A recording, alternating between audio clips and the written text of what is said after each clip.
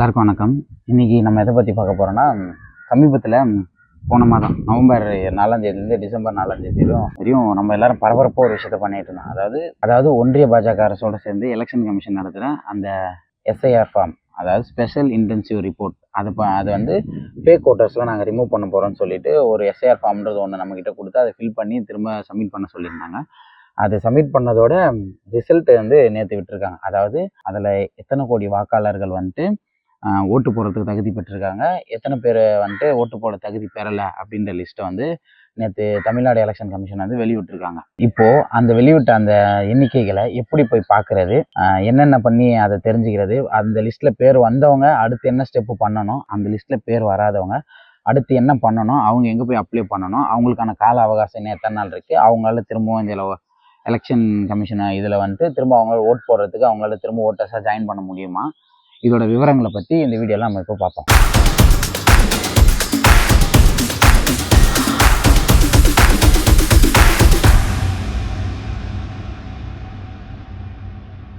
SIR form கொடுக்கறதுக்கு முன்னாடி வரையும் தமிழ்நாட்டில் இருந்த வாக்காளர்கள் எண்ணிக்கை வந்து 6,41,14,587 வாக்குகள் இருந்திருக்கு. இப்போது இந்த எஸ்ஐஆர் ஃபார்ம் நம்ம சப்மிட் பண்ணதுக்கு அப்புறமா இதில் நீக்கப்பட்ட வாக்காளர்கள் போக இப்போ பேலன்ஸ் இருக்க வாக்காளர்கள் எவ்வளோ பேர் அப்படின்னா 5,43,76,755 பேர் தான் இப்போ ஓட்டு போட முடியுன்ற ஒரு உரிமம் பெற்றிருக்காங்க. அதாவது இந்த எஸ்ஐஆர் ஃபார்முக்கு அப்புறம் நேற்று தமிழ்நாடு எலெக்ஷன் கமிஷன் விட்ட அந்த லிஸ்ட் படி இத்தனை பேர் தான் வாக்கு செலுத்த முடியும்னு வந்திருக்கு. இதில் இப்போ அந்த நீக்கப்பட்ட எண்ணிக்கை எவ்வளோ பேர்னா 97,37,831 பேர் வந்து நீக்கியிருக்காங்க.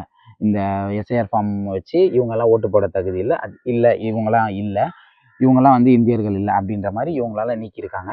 இதில் ஆண் ஓட்டாளர்கள் எவ்வளோ பேர்னா 2,66,63,230 பேரும், பெண் வாக்காளர்கள் வந்து 2,77,06,332 வாக்காளர்களும், மூன்றாம் பாலினத்தர் வந்து 7,191 வாக்காளர்களும், மாற்றுத்திறனாளிகள் வந்து மொத்தம் 4,19,355 வாக்காளர்களும் இதில் இடம்பெற்றிருக்காங்க. அதாவது இப்போ செலக்ட் ஆயிருக்காங்களே 5 கோடி வாக்காளர்களில் அவங்க இதிலலாம் வராங்க. இதில் அந்த நீக்கப்பட்ட 97 லட்சம் இருக்காங்களா, அவங்கள எந்தெந்த வகையில் நீக்கியிருக்காங்கன்னா மொத்தம் 4 வகையில் அவங்கள நீக்கப்பட்டிருக்காங்க. அதாவது முதல்ல வந்து இறந்தவங்க வாக்காளர் பட்டியல், அதாவது இந்த 6 கோடி வாக்குல இருந்து இறந்தவங்க பேர்லாம் இருந்தது மொத்தமாக எத்தனை பேர்னா 26,94,672 பேர்.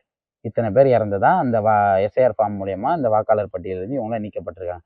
அதாவது இந்த ரிப்போர்ட் வந்து இந்த கடந்த எலெக்ஷன் அதுலேருந்து இந்த 4 வருஷத்துல இவ்வளோ பேர் இறந்தாங்களான்னு கேட்டால் அது கிடையாது. இல்லை, இப்போ இந்த நாடாளுமன்ற எலெக்ஷனுக்கு வந்து எப்படியும் ஒரு ரிவிஷன் பண்ணியிருப்பாங்கல்ல, எஸ்எஸ்ஆர் பண்ணியிருப்பாங்கல்ல, ஸ்பெஷல் சம்மரி ரிவிஷன் அது பண்ணியிருப்பாங்க. அது பண்ணி தான் நமக்கு ஒவ்வொருத்தருக்கும் ஓட்ட சொல்கிறோம். அதுலேருந்து இவ்வளோ பேர் செத்துட்டாங்களான்னு கேட்டால் கிடையாது. அது இப்போ அந்த எஸ்எஸ்ஆர் எப்போ நடந்தது, ஜனவரி மாதம் தான் நடந்தது. இந்த 9 மாதத்துல எத்தனை லட்சம் பேர் இறந்துட்டாங்களான்னு கேட்டால் இல்லை. இது ரொம்ப வருஷமாக இது இப்படியே தான் இருக்குது. இதை சரியாக பார்க்காம தான் இந்த எஸ்எஸ்ஆர்ன்ற ஒரு விஷயத்த பண்ணி இந்த எலெக்ஷன் கமிஷன் இத்தனை நாள் நடந்துட்டு இருந்திருக்கு. இப்போ மொத்தமாக இருந்தவங்கள அதை இன்னைக்கு தான் பிரித்து எடுத்துருக்காங்க. இத்தனை பேர் இறந்து போயிருக்காங்க அப்படின்னு சொல்லி இத்தனை வாக்குகள் அதன் மூலயமா போயிருக்கு. ரெண்டாவது, ஒரு இடத்துல இருந்து இன்னொரு இடத்துக்கு இடம்பெயரும் போயிருப்பாங்கல்ல, அதாவது வேலை விஷயமா அங்கே போய் தங்கியிருப்பாங்க. அதாவது ஒரு ஊரில் பிறந்திருப்பாங்க, அவங்க இப்போ வேற ஒரு ஊரில் வேலைக்காக போயிட்டு அங்கே செட்டில் ஆகி அங்கே வீடு வாங்கி அங்கே சொந்தமாக அந்த இடத்துல இருப்பாங்க. அந்த மாதிரி மாறி போனவங்களோட ஓட்டு எண்ணிக்கை மொத்தம் எவ்வளோன்னா 52,74,499 வாக்காளர்கள் அவங்க நீக்கப்பட்டிருக்காங்க, இந்த இடம்பெயர்ந்து போனவங்க அப்படின்னு சொல்லிட்டு. இதுதான் இந்த 97 லட்சத்துல இந்த மாதிரி வாக்குகள் போனது தான், இதுதான் அதிகம், இந்த வாக்குகள் தான் அதிகம். அதுக்கப்புறமா மூணாவதா இதில் அடிப்படையில் நீக்கியிருக்காங்கன்னா, அதான் நமக்கு இந்த ஃபார்ம்ஸ் எஸ்ஐஆர் ஃபார்ம்ஸ் கொடுத்தாங்கல்ல பிஎல்ஓ ஆஃபீஸர்ஸு, அவங்க வீடுகளில் வந்து பார்க்க முடியாமல், அதாவது அங்கே எப்போ நாங்கள் போன டைம்லலாம் அங்கே அவங்க இல்லை அவங்கக்கிட்ட பிஎல்ஓ ஃபார்ம்ஸ் கொடுக்க முடியல, இல்லை பிஎல்ஓ ஃபார்ம்ஸ் வாங்கினவங்க திரும்ப அதை சப்மிட் பண்ணல அப்படின்னு இந்த மாதிரி மிஸ்டேக்ஸ்லாம் இருக்குல்ல, அந்த மாதிரி நீக்கப்பட்டவங்க வந்து 13,54,013 பேர். இது மூணாவது இதை சொல்கிறாங்க. நாலாவதா, அதாவது ஒரு இடத்துல, அதாவது இப்போ இடம்பெயர்ந்து போனவங்களாம் இருக்காங்களே, ஒன்றுக்கும் மேற்பட்ட இடங்கள்ல அவங்களுக்கு வாக்குகள் இருக்கிறது. அதாவது ஒரு சட்டமன்ற தொகுதியில் இருக்குது, அப்புறம் அதே மாதிரி இன்னொரு சட்டமன்ற தொகுதியிலையும் அவங்களுக்கு அந்த வாக்குகள் இருக்குது. அந்த மாதிரி நீக்கப்பட்டவங்க மொத்தம் எத்தனை பேர்னா 3,98,278 பேர். அதாவது இந்த 4 விதத்தோட அடிப்படையில் தான் இந்த 97,37,831 வாக்காளர்களை நீக்கியிருக்காங்க இந்த எஸ்ஐஆர் ஃபார்ம் மூலயமா. இப்போது இந்த மாதிரி நீக்கினவங்கள அவ்வளோதான், அவங்களால திரும்ப எதுவும் பண்ண முடியாதா? நீக்கினவங்க தானா, அவங்களால ஓட் பண்ண முடியாதா? இதுக்கப்புறம் அவங்களுக்கு எந்த இதுவும் இல்லையான்னு கேட்டால் இருக்குது. அவங்களுக்கு கால அவகாசம் இருக்குது. இப்போது இந்த டேட்லேருந்து ஜனவரி 18 வரைக்கும், அதாவது இந்த ஒரு மாதம், இந்த ஒரு மாத காலம் வரையும் அவங்க என்ன பண்ணலான்னா, திரும்பவும் அவங்க போயிட்டு அவங்களோட இதுக்கு அவங்க அப்ளை பண்ணலாம். இந்த மாதிரி நான் இந்த இடத்துல இருக்கேன், அவங்க எந்த ரீசனுக்காக நீக்கப்பட்டாங்களோ அந்த ரீசனை வச்சு அவங்க திரும்ப அது உள்ளே போகலாம். திரும்ப அவங்க அப்ளை பண்ணி இதில் வந்து ஓட்டர்ஸில் திரும்ப அவங்க ஜாயின் பண்ணலாம். அது எப்படி ஜாயின் பண்ணலாம் அப்படின்னு ஒரு கேள்வி இப்போ எல்லாருக்கும் கேளும். இன்னொன்று, இப்போ நம்ம பேர் எப்படி நம்ம இப்போ செலக்ட் ஆகிட்டோம், இந்த 5 கோடியில் என் பேர் எப்படி இருக்குன்னு கண்டுபிடிக்கிறது அப்படின்ற கேள்வியும் இருக்கும். இந்த 2 கேள்விக்கான பதில் இப்போ நான் சொல்கிறேன். அதாவது நான் செலக்ட் ஆனவங்களுக்கு முடிச்சேன். இப்போ அந்த 5,43,76,755 பேர் இருக்காங்களா, அவங்க எப்படி நான் அந்த லிஸ்ட்டில் நான் இருக்கேன், நான் செலக்ட் ஆனேன் எப்படி தெரிஞ்சுக்கணுன்றவங்க வந்து ஒன்றும் இல்லை. இப்போ எல்லா சைட்டுமே வந்து ரொம்ப பஃபர் ஆகிட்டு எரராக தான் வந்துட்டு இருக்கு. எல்லாரும் என்ன பண்ணுங்க, ப்ளே ஸ்டோர்லேருந்து ஹோட்டல்ஸ் ஹெல்ப்லைன் ஆப்பை டவுன்லோட் பண்ணி ஓப்பன் பண்ணிங்கன்னா இந்த மாதிரி இந்த பாக்ஸ் ஒன்று ஓப்பன் ஆகும். இதில் மேலே அந்த சர்ச் பட்டன் இருக்குல்ல, அதை கிளிக் பண்ணிங்கன்னா ஒரு 4 ஆப்ஷன்ஸ் காட்டும். அதை லாஸ்ட் ஆப்ஷன்ஸ் அந்த எபிக் நம்பர்னு இருக்குல்ல, சர்ச் பை எபிக் நம்பர்னு, அதை கிளிக் பண்ணிங்கன்னா கீழே என்டர் யுவர் எபிக் நம்பர்னு வந்துடும். அந்த எபிக் நம்பர் எதுனா உங்களோட ஓட்டர் ஐடியில் மேலே ஒரு நம்பர் இருக்கும், அதாவது NUSன்னு ஸ்டார்ட் ஆகிற அந்த நம்பர் இருக்குல்ல, அதை நீங்கள் இந்த இடத்துல போட்டு சர்ச்னு கொடுத்தீங்கன்னா உங்களுக்கு சப்போஸ் நீங்கள் செலக்ட் ஆகிருந்தீங்க, நீங்கள் ஓட்டு போட தகுதி பெற்றிருந்தீங்கன்னா உங்களோட டீட்டெயில்ஸ் இங்கே வந்துடும். வந்தவங்க என்ன பண்ணணும், அடுத்து அவங்க என்ன பண்ணணும், அவ்வளோதானே இதோட எங்கள் ப்ராசஸ் முடிஞ்சிச்சானா இல்லை. இப்போது நீங்கள் இந்த ஒரு மாத காலத்தில் நீங்கள் என்ன பண்ணணும்னா, அடுத்து உங்கள் பூத் லெவல் மெம்பர்ஸ் இருக்காங்கல்ல, அவங்க மறுபடியும் SIR ஃபார்முக்கு பண்ணாங்களா அந்த மாதிரி கேம்ப் போடுவாங்க. அந்த இடத்துல போயிட்டு நீங்கள் உங்களோட ஒரு 18 ஏதாவது ஒரு ப்ரூஃபை நீங்கள் காமிச்சு நீங்கள் தான் அவங்கன்னு சொல்லி வெரிஃபை பண்ணி கன்ஃபார்ம் பண்ணிக்கணும். ஸோ இப்போ விட்டுருக்க லிஸ்ட் வந்து கன்ஃபார்ம் லிஸ்ட் கிடையாது. இவங்களாம் செலக்ட் ஆன, இவங்களாம் ஓட்டர்ஸ் செலக்ட் ஆகிருக்காங்க. இப்போது இதிலேருந்து நீக்கவும் படலாம், இதில் ஆட்களை சேர்க்கவும் படலாம். ஸோ தேர்ந்தெடுக்கப்பட்ட எல்லாரும் என்ன பண்ணணும்னா, அந்த ப்ரூஃப்லேருந்து ஏதாவது ஒரு ப்ரூஃப் எடுத்துகிட்டு போய்ட்டு அங்கே காமிச்சு உங்களை நீங்கள் உறுதி செஞ்சுக்கணும். உங்கள் நம்பரை போட்டு செக் பண்ணதில் உங்கள் லிஸ்ட் வந்திருக்கு அப்படின்னா நீங்கள் பண்ண வேண்டிய ஸ்டெப் இதுதான். சப்போஸ் என் பேர் வரலை, நான் என்ன பண்ணுறது அப்படின்னு கேட்டிங்கன்னா, நீங்கள் என்ன பண்ணால் எதனால் உங்கள் பேர் வரலன்றதை காரணமாக நீங்கள் தெரிஞ்சுக்கணும். அதுக்கு நீங்கள் என்ன பண்ணால் erolls.tn.gov.in அப்படின்ற அந்த வெப்சைட் உள்ள போனீங்கன்னா போர்ட்டல் ஒன்று ஓப்பன் ஆகும். Tamil Nadu voter service portal open ஆகும். அது ஓப்பன் பண்ணிங்கன்னா அவங்க என்ன பண்ணணும்னா, இந்த மாதிரி வெப்சைட்டுக்குள்ளே போனீங்கன்னா இந்த மாதிரி ஒரு ஸ்பெஷல் இன்டென்சிவ் ரிவிஷன் 2026ன்னு ஒரு ஸ்க்ரீன் ஒன்று ஓப்பன் ஆகும். அதில் ஆப்சன்ஸ் ஷிஃப்டட் டெத், அதாவது ASD அப்படின்னு சொல்கிறாங்க. ASDனா ஒன்றும் இல்லை, ஆப்சன்ட் ஷிஃப்டடு டெத்து. இந்த மாதிரி உங்களோட இது வந்துருக்கும்.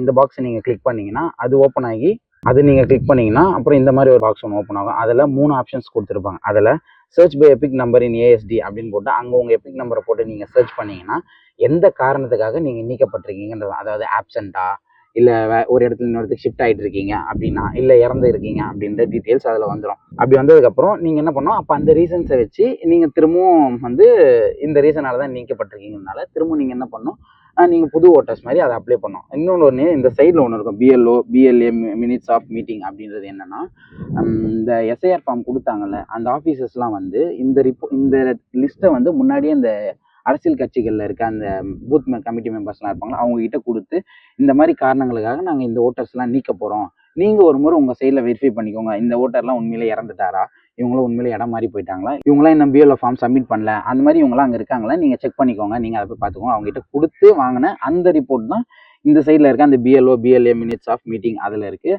அதுக்கப்புறம் search by EPIC number ASD அதை வச்சு நீங்கள் சர்ச் பண்ணிக்கலாம். அதுக்கப்புறம் ஆப்சன்ஸ் அந்த ASD இருக்குல்ல, எலெக்ஷன், இது 3 பாக்ஸ் வச்சு நீங்கள் உங்களோட வாக்காளர்கள் பேர் எதனால் நீக்கப்பட்டிருக்குன்றதை தெரிஞ்சுக்கலாம். வந்தவங்க என்ன பண்ணணும்னு சொல்லிச்சு. இப்போ இந்த நீக்கப்பட்டவங்க அவங்க என்ன பண்ணணும், அவங்க அடுத்து நீக்கப்பட்ட நீங்கள் எல்லாரும் வந்து அதே ஹோட்டல்ஸ் ஹெல்ப்லைன் ஆப் ஓப்பன் பண்ணிங்கன்னா அதில் ரிஜிஸ்ட்ரேஷன் பாக்ஸ் ஒன்று இருக்குது. அதை கிளிக் பண்ணிங்கன்னா அது உள்ள வந்து ஃபார்ம் 6ன்னு ஒன்று இருக்கும். அந்த ஃபார்ம் 6 கிளிக் பண்ணி உள்ளே போனதுக்கப்புறம் அது வந்து உங்கள் மொபைல் நம்பரை கேட்கும். அதுக்கப்புறம் கேப்சா என்டர் பண்ண சொல்லுவோம், சைன்இன் பண்ண சொல்லுவோம். அந்த சைன்இன் பண்ணி உள்ளே போனீங்கன்னா அது ஒரு டீட்டெயில்ஸ்லாம் கேட்கும். ஃபார்ம் வந்து ஒரு சில டீட்டெயில்ஸ் அங்கே கேட்கும். அந்த டீட்டெயில்ஸ்லாம் நீங்கள் அப்படியே சப்மிட் பண்ணிட்டு வந்தீங்கன்னா நீங்கள் புது ஓட்டர்ஸ் மாதிரி நீங்கள் அப்ளை பண்ணலாம். இல்லை ஆல்ரெடி நான் ஓட் பண்ணியிருக்கேன், எனக்கு இப்போ இந்த SIR ஃபார்ம் மூலிமா வரலன்னா அதுக்கு ஒரு தனி காலம் கொடுத்துருப்பாங்க. அதில் அவங்க என்ன டாக்குமெண்ட்ஸ் கேட்குறாங்களோ அதை நீங்கள் சப்மிட் பண்ணி திரும்ப அப்ளை பண்ணிடலாம். இப்போ இந்த ஓட்டர்ஸ் லிஸ்ட்டு ஓகே ஆகி வந்திருக்கும். அதில் ஒரு சில சின்ன சேஞ்சஸ் இருக்குது. அதாவது என் மொபைல் நம்பர் மாற்றணும், இல்லை என் நேமில் ஸ்பெல்லிங் மிஸ்டேக் இருக்குது, இல்லை என்னோட உறவினர் பேரில் ஸ்பெல்லிங் மிஸ்டேக் இருக்குது, அது இதுன்னு மாற்றணும். அவங்க என்ன பண்ணணும்னா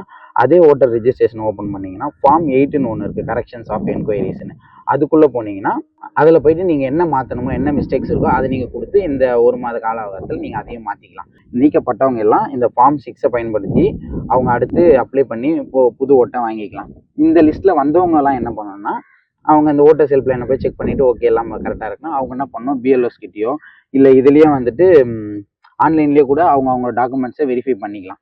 வெரிஃபை பண்ணி அவங்க சப்மிட் பண்ணி அவங்கள ஓட்டை கன்ஃபார்ம் பண்ணிக்கலாம். அதாவது இப்போ வந்து இருக்கிற லிஸ்ட் வந்து கன்ஃபார்ம் லிஸ்ட் கிடையாது, செலக்டட் லிஸ்ட்டு வந்திருக்கு. இப்போ அந்த 97 லட்சம் வாக்காளர்களில் அவங்க சேர்றதுக்கான என்ன வழியோ இப்போ நான் சொன்ன வழியை நீங்கள் பண்ணிங்கன்னா சேர்ந்து பிப்ரவரி மாதத்தில் ஃபைனல் லிஸ்ட்டுன்னு ஒன்று விடுவாங்க. அந்த லிஸ்ட்டில் வரவங்க தான் கன்ஃபார்ம் ஓட்டர்ஸ், அவங்களால தான் ஓட் பண்ண முடியும். வர போகிற சட்டமன்ற தேர்தலில் அவங்களால தான் ஓட் பண்ண முடியுன்றது தான் இதோட ப்ராசஸ். இப்போ என்ன பண்ணணும் என்ன பண்ணக்கூடாதுன்னு சிம்பிளாக இன்னொரு முறை சொல்லிடுறேன். அதாவது இந்த லிஸ்ட்டில் நேம் வந்தவங்க, அதாவது செலக்ட் ஆனவங்க என்ன பண்ணணும்னா ஓட்டர்ஸ் ஹெல்ப்லைனை ஓப்பன் பண்ணி உங்களோட எபிக் நம்பரை போட்டு நீங்கள் செக் பண்ணிங்க. உங்களுக்கு டீட்டெயில்ஸ் வந்துச்சுன்னா நீங்கள் செலக்ட் ஆகிட்டீங்கன்னு அர்த்தம். நீங்கள் வெறும் ப்ரூஃபை மட்டும் எடுத்துகிட்டு போய் அங்கே காமிச்சு கன்ஃபார்ம் பண்ணிட்டீங்கன்னா போதும், உங்களோட ஓட் வந்து கன்ஃபார்ம் ஆகிடும். வராதவங்க, என் பேர் வரலன்றவங்க என்ன பண்ணணும்னா அதே ஓட்டர்ஸ் ஹெல்ப்லைனை ஓப்பன் பண்ணி நீங்கள் அந்த ஃபார்ம் 6 படிவத்தை ஃபில் பண்ணி அங்கே சப்மிட் பண்ணணும். சப்மிட் பண்ணிங்கன்னா அவங்க அதுக்கடுத்த ஸ்டெப்ஸ்லாம் கேட்பாங்க. அதை நீங்கள் அப்படியே ஃபாலோ பண்ணி சப்மிட் பண்ணிங்கன்னா உங்களுக்கான ஓட்டர்ஸில் இதுவுமே இந்த ஃபைனல் இது லிஸ்ட் விடுவாங்களா, இப்போ விட்டு ரஃபான லிஸ்ட்டு, ஃபைனல் லிஸ்ட்டில் உங்களோட லிஸ்ட்டும் வந்துடும். அதுக்கான அந்த ஸ்டெப்ஸை மட்டும் கரெக்டாக நீங்கள் ஃபார்ம் 6 பயன்படுத்தி நீங்கள் யூஸ் பண்ணிக்கலாம். சப்போஸ் இதில் வந்து எனக்கு கரெக்ஷன்ஸ் இருக்குது அப்படின்னு சொல்கிறவங்க என்ன பண்ணால் ஃபார்ம் 8 யூஸ் பண்ணி உங்களோட கரெக்ஷன்ஸ் எல்லாம் நீங்கள் சப்மிட் பண்ணிக்கலாம் இந்த 1 மாத காலத்தில். சரிங்களா? சப்போஸ் எனக்கு இந்த மாதிரி ஆன்லைனில் பண்ண தெரில, இப்போ எனக்கு வந்துருச்சான்றதே எனக்கு செக் பண்ண தெரில, எனக்கு இப்போ இது எப்படி பார்க்குறதுன்னு தெரில, என் பேர் இருக்கா இல்லையான்னு தெரில, நான் செலக்ட் ஆனேன்னா இல்லையான்னு தெரில, இதை நான் எப்படி அது மாதிரி எனக்கு பண்ண தெரியாது, நான் என்ன பண்ணணும்னு கேட்டிங்கன்னா நீங்கள் உங்கள் அந்த பிஎல்ஓஸோட நம்பர் இருக்கும்ல, நீங்கள் ஷேர் ஃபார்ம் கொடுக்கும்போது அந்த பிஎல்ஓஸோட மொபைல் நம்பர் இருக்கணும், அவங்களுக்கு கால் பண்ணி நீங்கள் கேட்கலாம். நான் செலக்ட் ஆகிருக்கேனா இல்லையா, நான் செலக்ட் ஆகலாம், நான் என்ன பண்ணணும், நான் எங்கே போய் அப்ளை பண்ணணும்னு கேட்டிங்கன்னா அவங்க அடுத்த ஸ்டெப்ஸ் உங்களுக்கு சொல்லி தருவாங்க. அப்படி அவங்க நம்பரும் இல்லை என்ன பண்ணுறதுன்னு கேட்டிங்கன்னா சென்னை அந்த மாதிரி சிட்டிஸாக இருந்தால் நீங்கள் நம்ம நகராட்சியில் போயிட்டு இந்த மாதிரி கேட்கலாம், நாங்கள் அடுத்த ஸ்டெப் என்ன பண்ணணும் அப்படின்னு கேட்டிங்கன்னா அவங்க உங்களுக்கான ஸ்டெப்ஸ் சொல்லுவாங்க. கிராமங்களில் இருந்தீங்கன்னா நீங்கள் என்ன பண்ணணும்னா ஊராட்சி மன்றங்கள்லையோ இல்லை ஊர் தலைவர்கள்கிட்டயோ போயிட்டு நீங்கள் அடுத்த ஸ்டெப் நான் என்ன பண்ணணும்னு சொல்லிட்டு அவங்ககிட்ட கேட்கலாம். நான் செலக்ட் ஆகிருக்கேனா இல்லையா, நான் எப்படி அடுத்து என்ன அப்ளை பண்ணணும் என்ன பண்ணணுன்றது நீங்கள் அவங்ககிட்ட கேட்டிங்கன்னா அவங்களே உங்களுக்கு டைரெக்டாக பண்ணி கொடுத்துருவாங்க. இப்போது இந்த விஷயத்தெல்லாம் நம்ம ஏன் இவ்வளோ தெளிவாக இவ்வளோ மும்முரமாக பண்ணணும்னா, பீகாரில் 65 லட்சம் வாக்காளர்களை முடக்கி தான் அங்கே பாஜக அரசு ஜெயிச்சுது. அதே மாதிரி தமிழகத்துலேயும் கிட்டத்தட்ட 1 கோடி வாக்காளர்களை முடக்கி வெற்றி பெறலான்னு பார்க்குறாங்க. அதை நம்ம விடக்கூடாது. திரும்பவும் இந்த 1 மாத காலத்தில் நம்ம சலிப்பு இல்லாமல் இந்த விஷயங்களெல்லாம் சரியாக நம்ம திரும்பவும் பூர்த்தி செஞ்சு அதில் இது பண்ணுவோம். திரும்பவும் நம்ம அந்த இழந்த இத்தனை வாக்காளர்களை திரும்ப பெற்று தமிழ்நாட்டில் அனைத்து வாக்காளர்களும் ஓட்டு பெறுற மாதிரி நம்ம எல்லாரும் அதை செய்யணும். பாஜகவையும் எலெக்ஷன் கமிஷனையும் நம்ம இந்த சட்டமன்ற எலெக்ஷனில் நம்ம தோற்கடிக்கணும்.